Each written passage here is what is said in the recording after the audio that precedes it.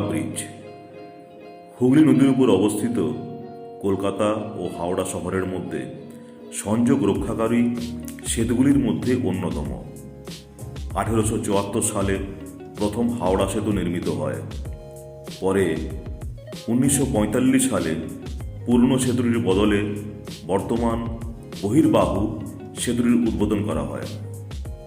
1965 সালের 14 জুন সেতুটির নাম পরিবর্তন করে রবীন্দ্রনাথ ঠাকুরের নামে রবীন্দ্র সেতু রাখা হয়।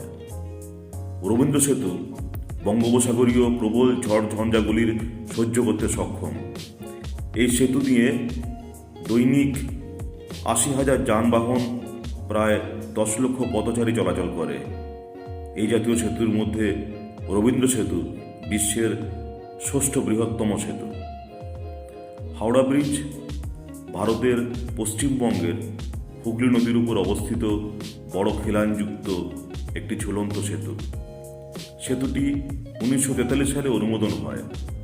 প্রকৃতপক্ষে সেতুটির নামকরণ করা হয় নিউ হাওড়া ব্রিজ হিসেবে, কেননা একই স্থানে অবস্থিত কলকাতা ও হাওড়া জেলার মধ্যে সংযোগ রক্ষাকারী একটি ভাসমান সেতুর পরিবর্তে এই সেতু নির্মাণ করা হয়। 1965 সালে সেতুটির নাম ভারত এবং এশিয়ার প্রথম নোবেল বিজয়ী বিখ্যাত বাঙালি কবি রবীন্দ্রনাথ ঠাকুরের নামে পুনঃ নামকরণ করা হয়।